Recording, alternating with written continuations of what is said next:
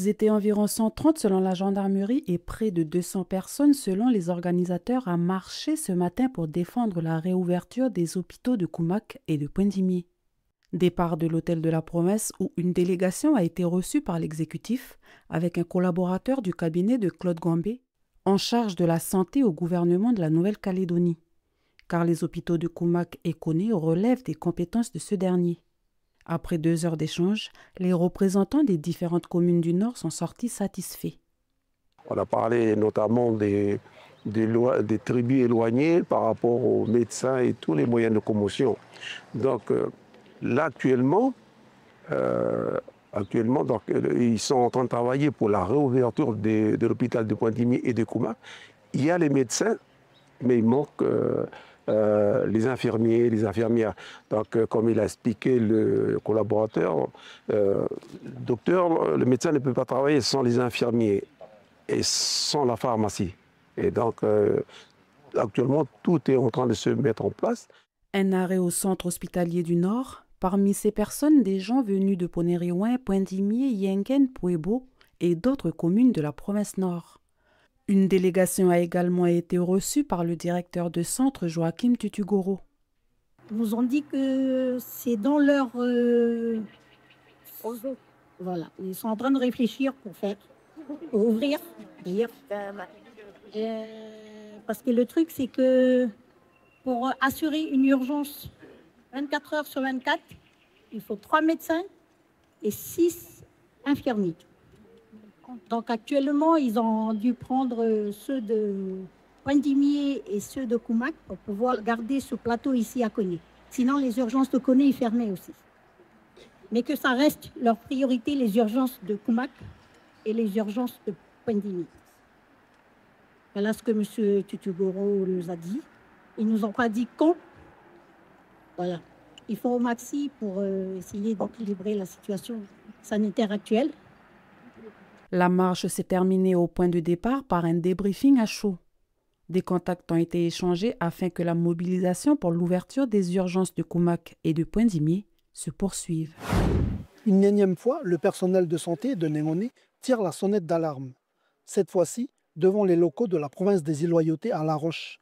Devant l'accès de l'institution, resté fermé par les représentants du district de Goué-Chaba, quelques Sénémonais ainsi que des infirmières sont venus manifester leur colère et leur crainte face au manque de médecins et de tout un système de santé en manque de moyens. Avec le sous-effectif des médecins, on ne peut pas se déplacer sur les accidents. Ça met la population en danger et de plus en plus de personnes sont en manque de soins par le sous-effectif médical. De nombreux prestataires, partenaires de ce système de santé, sont à bout et n'assurent plus leurs services. Là, nous demandons aux familles, quand les patients sont hospitalisés, d'apporter de la lingerie, d'apporter tout ce qu'il faut pour les repas.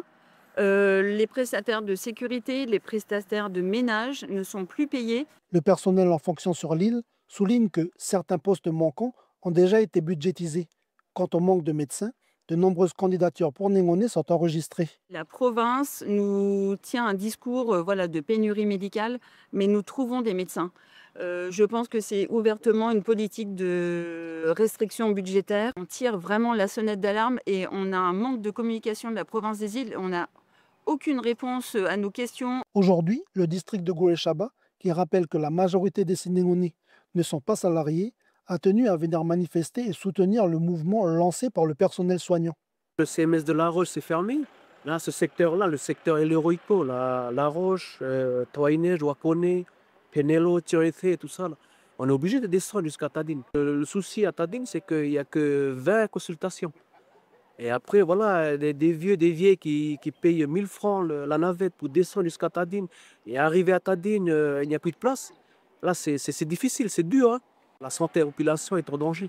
C'est pour ça que nous, on interpelle les élus, nos élus, pour venir discuter avec nous ici.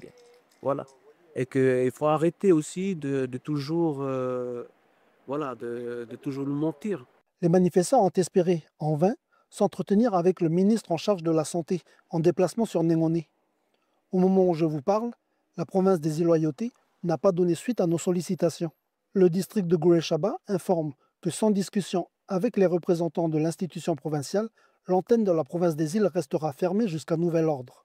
Quant au personnel de santé de Néngondé, Djéou et Iaï, ils annoncent une grève mercredi 30 juillet. La commission exécutive de l'Union calédonienne ne reconnaît pas l'accord de Bougival.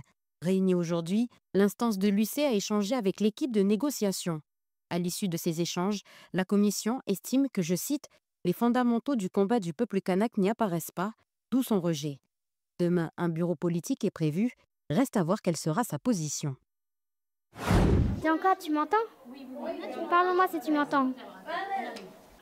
Elle a fait un malaise. Là, je vais la mettre en position PLS. Un acte qui peut sauver une vie. Les bénévoles de la Croix-Rouge enseignent aux enfants les gestes de premier secours. Une découverte pour Paula, très attentive pendant les explications. Ce matin, j'ai appris qu'il ne faut pas paniquer quand il y a une personne qui a perdu connaissance.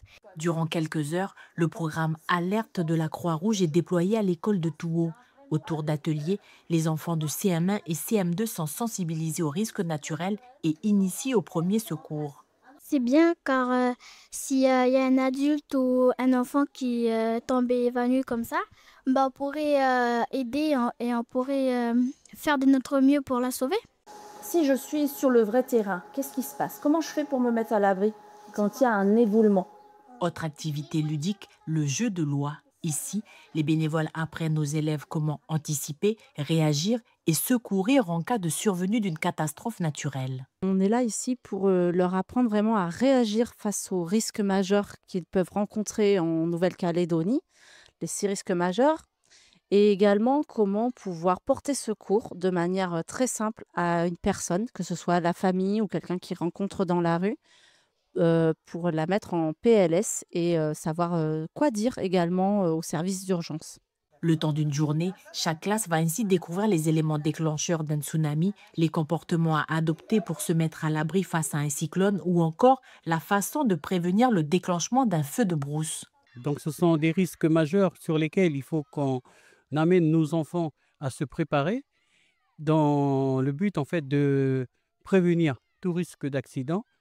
Le programme a une véritable dimension territoriale, les activités étant menées sur les écoles primaires des 3 provinces. Depuis 2019, plus de 8000 enfants ont été sensibilisés en milieu scolaire.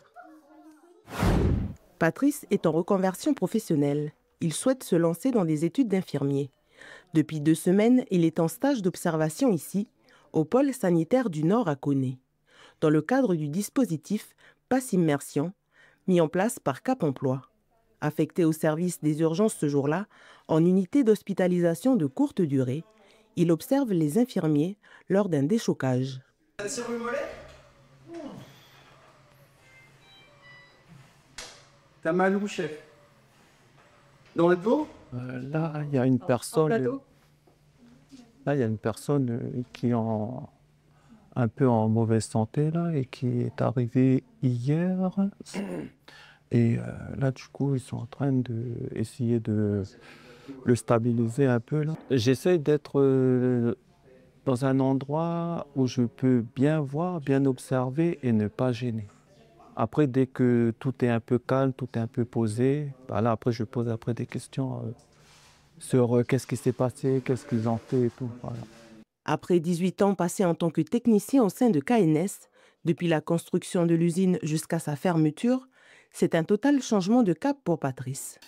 À 41 ans, il souhaite s'orienter vers le métier d'infirmier, un métier qui l'a toujours intéressé. Ces 2 semaines-là, ça m'a vraiment permis de vraiment être au cœur du métier, même si c'est que observer, mais en fait, on est vraiment dans cette ambiance-là. On ressent vraiment toutes les choses que l'infirmier fait, puis les soins qu'il procure aux patients. Le contact qu'il a avec le patient, ça c'est très important de ce que j'ai pu voir. Ça fait partie des soins, c'est le contact et puis essayer de rassurer le patient. C'est un métier qui fait peur parce qu'il y a une grande responsabilité.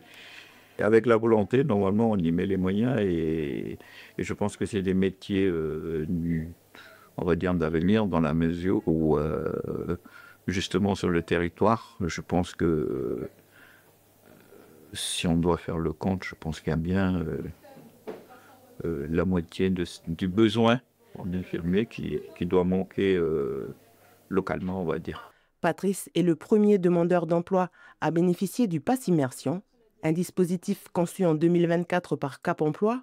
Il permet aux bénéficiaires de découvrir un métier et de s'insérer durablement dans le marché de l'emploi. C'est découvrir les activités du métier, les compétences qui sont associées à ce métier, son environnement de travail et ses conditions d'exercice.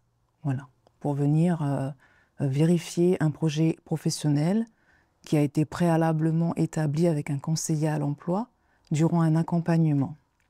Donc cet accompagnement-là, c'est un accompagnement spécifique aussi qui a été conçu l'année dernière, en 2024, à Cap Emploi, qui s'appelle le parcours au fil de soi. Voilà. Et c'est un accompagnement qui a pour objectif de déterminer avec le bénéficiaire qui il est. Voilà, d'où le nom au fil de soi, parce que pour pouvoir s'orienter, il faut mieux se connaître. Et donc on va cheminer avec le bénéficiaire durant 3 séances. C'est destiné aux demandeurs d'emploi de la province Nord, inscrits à Cap Emploi depuis plus de 3 mois. Et donc il s'adresse aux personnes qui sont en demande d'orientation professionnelle ou de reconversion totale professionnelle. Patrice tire un bilan positif de cette expérience qu'il a conforté dans son projet professionnel. Ce dispositif peut concerner tout type de métier et de secteur et s'adresse à des entreprises situées en province Nord. Les bénéficiaires du Pass Immersion sont rémunérés par Cap Emploi sur la base du SMG lors de ces 2 semaines.